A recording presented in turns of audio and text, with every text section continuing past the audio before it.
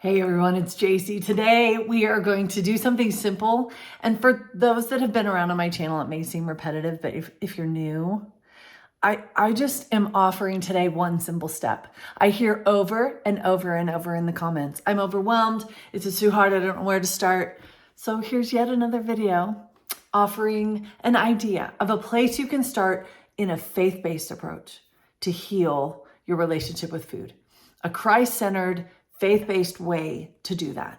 What I want you to do, and I promise all this info will be in the description box, so you can find it all as soon as this is done. I want you to listen to a list of questions. I've gathered several, and all we're going to do today is listen to the list of questions. I'll have it all in the description box, and then here's what I want you to do. Simple, one-step thing. As you read the list, or as you listen to me read it, let the Lord turn yourself to Him in your mind and say, which one? Which question? You're looking for one that He will spotlight in neon and say, that's the one, child. That's the one we need to talk about.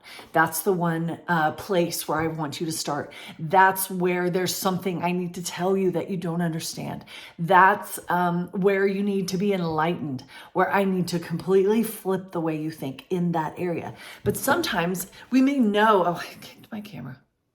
We may know that our minds need to be renewed and that we need a new mindset, but that's so vague and so overwhelming.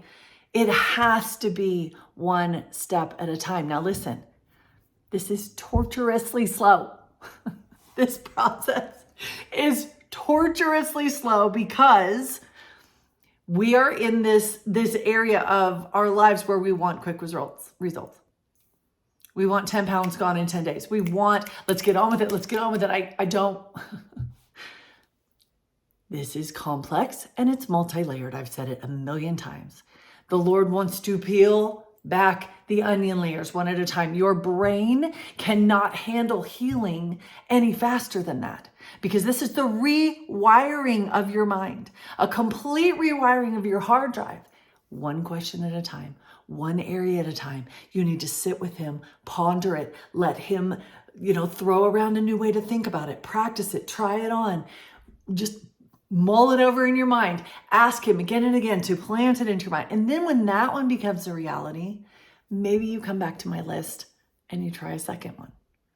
Maybe a couple at once. But this is a careful, in-depth process, because then the results will remain. All of our guys, I know we like quick results. I know. It's so hard to do it this way. But this way brings lasting change because your brain is different, because you see food different. The quick stuff, you just go right back because you did not dig out the root. Those of you that know my channel well are like, JC, your videos all sound the same. This one is just another way to say the same thing, because the answer is always the same, right? This is always where we start, but I'm going to give you, I didn't even count how many there are. I'll have to count later. I'm going to give you a ton of questions. They are not all meant to be applied right now. Your brain will break. This is not how it goes. Watch and listen, read through it in the description box. Which one is the Lord highlighting for you? That's what I want you to do. Here we go. You ready for my list? And it's not all inclusive. These are just the ones I have today. What emotions am I feeling when I crave food? Do I crave food when I'm stressed, sad, happy, bored? You may know already. Then you go, yeah, check. But does the Lord want to say something to you in that area? Does He want to pinpoint that area, the emotions that you feel when you reach for the food? Is that the main connection for you? Do I use food as a way to cope with difficult situations or stress? Is it a distraction, an avoidance of dealing with uncomfortable feelings or challenges?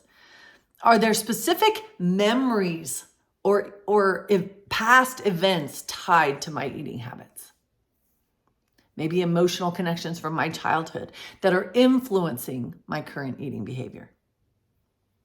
One at a time, not all of them. You got that right. You're like, I know. You're like, but they all apply to me. That's what I would say. One at a time. The Lord knows which one first.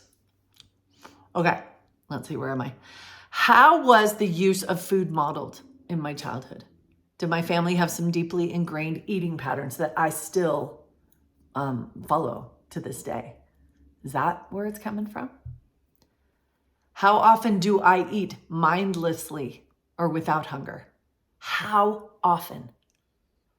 Is this a major pattern for me? Mindless eating. I'm not even hungry at all. Has nothing to do with hunger. Do I eat because I'm trying, this is a really, really common one. Has to be on the list. Do I eat because I'm trying to fill a void or reward myself? Now, I think we do this a lot, but we don't call it reward eating. We're just like, oh, I deserve this. I need a treat. But we don't see that, oh, this is a huge pattern. I do this several times a day. Reward, reward, reward. It's got to be looked at if that's a major pattern in your life. Am I seeking something deeper than just the nutrition from the food? Fill a void or reward. This one, I really like this question. Sorry, I just think it's really insightful. Do I use food as a form of self-punishment or self-care? Self-punishment, numb out, but it punishes me because it hurts my body. Am I using it to numb out, but it's punishing me? Or is it my way to self-care, to show my self-love and care? Is it self-punishment or self-care? And if so, what does the Lord want me to do with that if I see that pattern in my life? Okay, how do I feel before, during, and after eating? And do I even pay attention to the food and feeling connection? Do I notice any physical discomfort when I'm done? Did I eat too much? Do I notice energy crashes? How does my body physically feel after I eat certain foods? Another good one. Do I ignore my body's cues for fullness? It goes with that last one, kind of. They all overlap, don't they? Is your body telling you all the time that it's full and you push past it? Am I disconnected from my body's fullness cues? Is that a major pattern that the Lord may want to deal with and say, I created your body to tell you when you're done and you are not listening? Is that somewhere he wants to speak to you and heal you and heal you? Where am I? How does my culture influence my eating habits? And does it? Do I eat based on social norms or family traditions? Again, when I'm not hungry, it's more about the social norms or cultural stuff. Do I often eat when I'm around others and I'm not hungry? Is it a social pressure thing? I've talked to many in coaching on that one. That wasn't one for me, but boy, that can be a big one. Do I recognize any physical symptoms like fatigue, irritability, digestive issues that are related to my eating habits? Do I see the connections? I did not. I was eating a terrible diet and then I would have physical problems and I would blame it on other stuff like hormones, or I'm really stressed today, or my kids, I'm tired. I didn't sleep good last night. I never connected the symptoms I was going through physically. I blamed it on other stuff. I never connected it to the food. So that might be something. I've talked in other videos about the depression. And when I changed the food, the depression went away. I did not know they were related. That was a big one. That's where God started with me first. So that's why that's on the list. Here's one to take to the Lord. Definitely. I think we need him to help us answer this one. What role is food supposed to play in my life? He made it delicious. He could have made it just functional. Like filling up your car with gas, just filling up the calories, the nutrients. He made it delicious. He made it satisfying. So what role is it supposed to play? Is the expectation that we never eat for comfort? What does he want to say to you about that question? What role is food supposed to play in my life? And what is it playing? What role is it playing? And what role, Lord, do you want it to play? Show me the gap. Show me the difference. And then lastly, what steps can I take? What step? Let's say step, not steps. What step can I take to foster a healthier relationship with food? Because again, slow. Like, Lord, where do I start?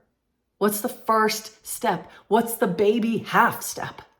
What is dipping my toes in the water if I'm so scared to even look at this? It's too overwhelming. What's the first step? He alone knows. This is a complicated process.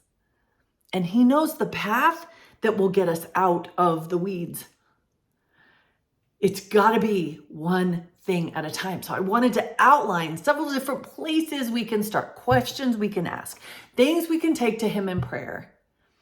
Look through the list again in the description box. See if one or two of them jump out.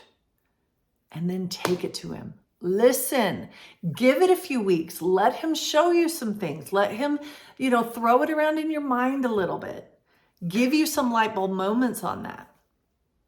And then we ask him to help integrate the new way of thinking about that question into our mind, not just to show us the pattern or the issue. Okay, so if that's the pattern, what is the new pattern? How do we have a new mind on that? What new mindset?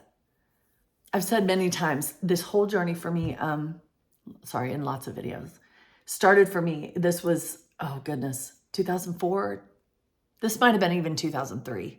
I was so obsessed all the time with losing weight and getting on the scale and seeing if it changed, and so much shame about, I got to lose more and I don't like the number on the scale. I was just in that spiral that so many of us women are. And one day, I didn't even ask him a question off the list. In neon in my mind was, and it was him, I could tell it wasn't from my mind. It was JC. It doesn't matter. That number on the scale doesn't matter. Now, that's what he said to me. He may say to you, it matters and you need to change your health. And this is why. But to me, it was, those last 10 pounds don't matter. Stop. It doesn't matter. And every time I'd stress, it was like, he would teach me a new way. Get off the scale.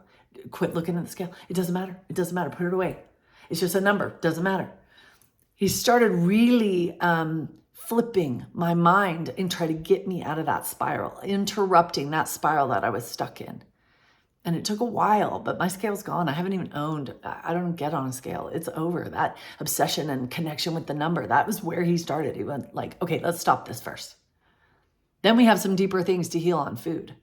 But let me just start with one simple little thing. And it was actually really liberating to go off. Why am I obsessed with the number?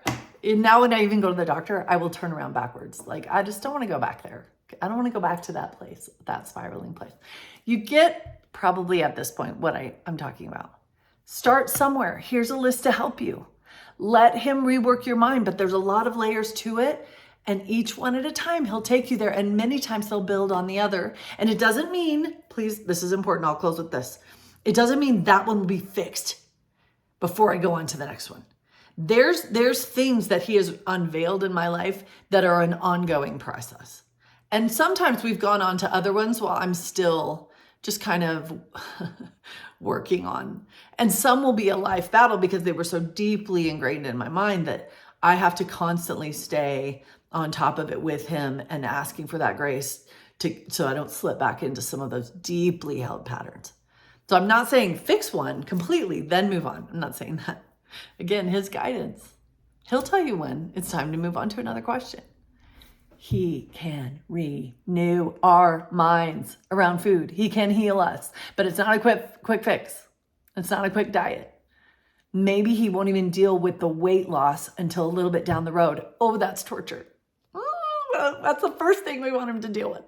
First, just get the weight off. Then we can deal with whatever else you want to deal with, Lord. Just get the weight off.